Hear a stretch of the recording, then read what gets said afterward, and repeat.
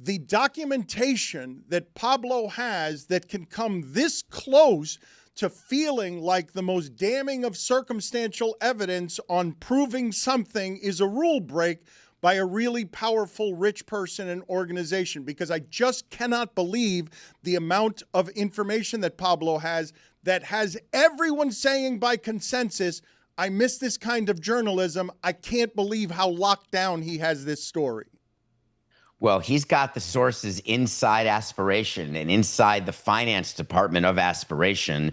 And what the finance department has are documents like bank statements, like investor agreements. And what Pablo did, and this is, I took issue with this with Pablo. I don't like going into these tapings and I don't know what he wants to talk about. So I don't have time to prepare anything. And Amin and I are just looking at each other with a folder of documents that we can't look at. And then all of a sudden he's rolling and that becomes an episode. And so what he enjoys is that mystery box. Hey, look at the surprise of Samson and Amin. But what's in those folders, what you're seeing in the episode is my actual reaction to it, because we didn't know that it was Dennis Wong who had put $2 million in, or 1.99 in December of 22. We didn't know the payment that went to Kawhi quarterly for his $28 million 4-year no-show contract with Aspiration. And all of a sudden you see it. And in real time, you're trying to seem smart while you're live to tape. And you're looking at something saying, Adam Silver just met the media saying that the burden of proof is on the NBA and that the public doesn't know what it's talking about. And by the way, I've never heard of Aspiration. And I'm thinking to myself, God, is he getting bad advice? I can't believe this is what Silver's doing. And now we've got this information. It's game, set, match to me when it comes to the investigation. But I've seen leagues contort themselves to make a result they want very often, like with steroids. So I do believe that there's still an opportunity for the NBA and the Clippers to get through this, because they'll just pretend that what Pablo did is not real. Okay, I think that's going to be hard to do given what it is that we're about to play for the audience. But before I play more modulated voices, you mentioned Adam Silver.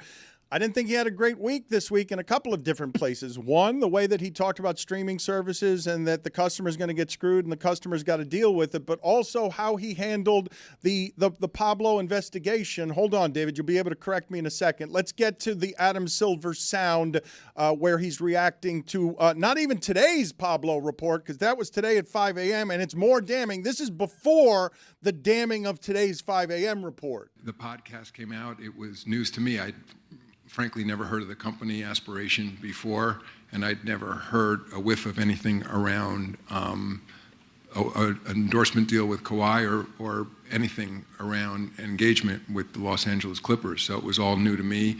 I heard it. I saw some of the follow-up information. We spoke internally. Rick Buchanan, our general counsel, is here, who oversees any investigations. Rick had a conversation with Steve Ballmer, and we quickly concluded this was something that rose to the level that necessitates an investigation, in fact, one that's done outside of our office. And again, I would also say I've been around the league long enough in different permutations of allegations and accusations that I'm a big believer in due process and fairness, and you need to now let the investigation run its course. David went from smiling to laughing. What are you doing? I've heard that clip so many times. I watched it and I talked about it on Nothing Personal.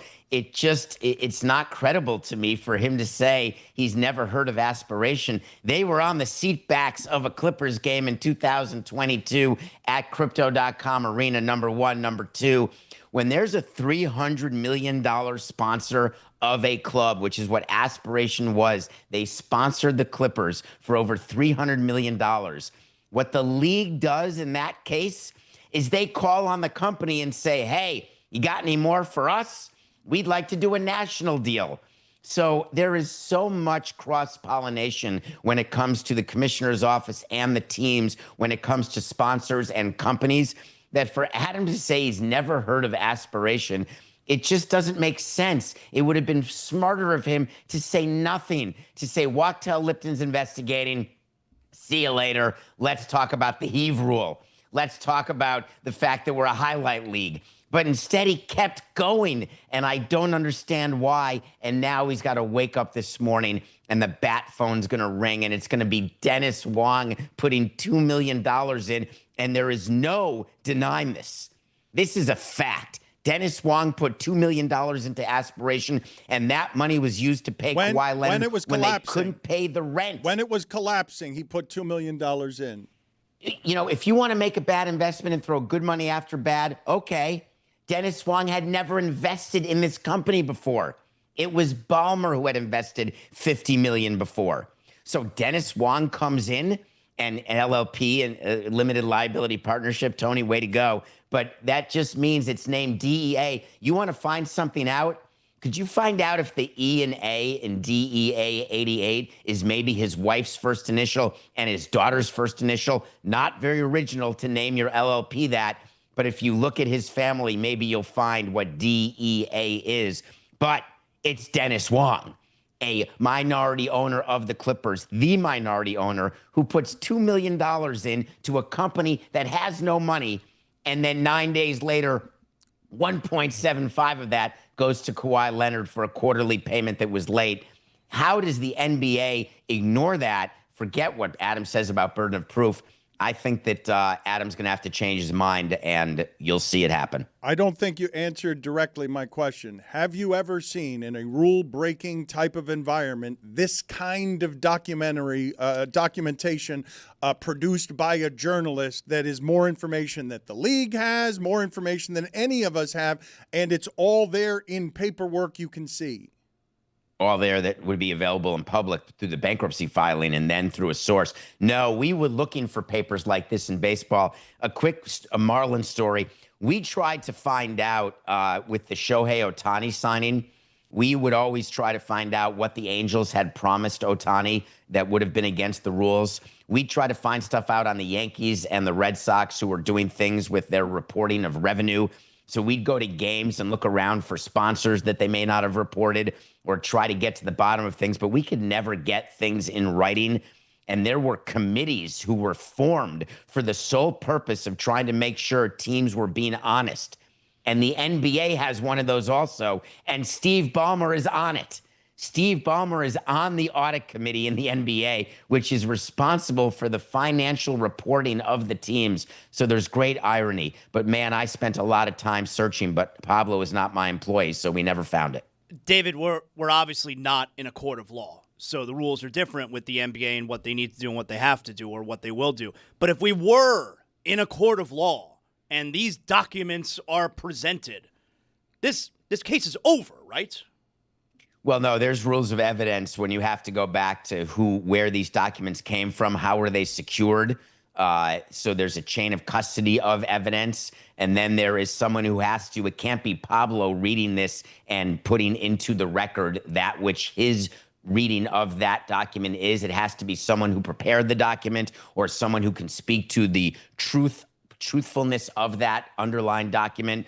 So there's a lot different rules when you're in real court versus podcast court. But man, did we have fun in podcast court on Pablo's show this morning. What else was interesting to you about the episode? Let's get to the voice modulations here real quick. Please, these are also damning. He's got 7 sources inside of Aspiration, and the way they talk about this, David, my God, it's just such an obvious open secret that everyone knew about. Here is one of the modulated sources. But between those months when all of this is missing, so September, October, November, and leading up to December, the actual certainty of the company even existing is up for grabs at that point. Are we going to get paid as employees? Why does Uncle Dennis keep calling us? We have such bigger concerns that we're thinking about, which is our own salaries. Are we going to have to go through layoffs? Where is the money going to come from? But lo and behold, Uncle Dennis gets paid. So this payment was made December 15th, 2022. Mm-hmm. When was the 20% of the staff laid off? The same day. Pablo has documentation that just shows that the payment to Kawhi from this bogus tree planting company, it just says right next to it, critical. The payment to Uncle Dennis is critical. Let's play the longer sound that offers some of the context around what was going on at this company and just how clear-cut some of this stuff is. I knew the name Dennis Wong because I got 2 texts from this very senior executive at the firm regarding Dennis Wong.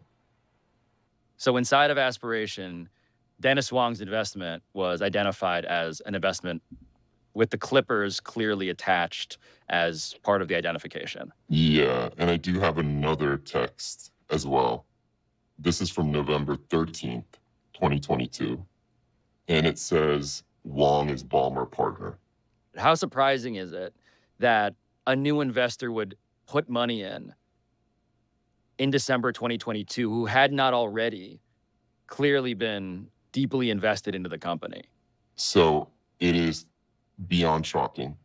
And I will tell you, I knew that the board, which is Ibrahim al-Husseini, who's been indicted, and Joe Sandberg, who's been indicted, I knew that they had put money in December to make payroll and make rent and all that material. It is not a rational investment that someone would make.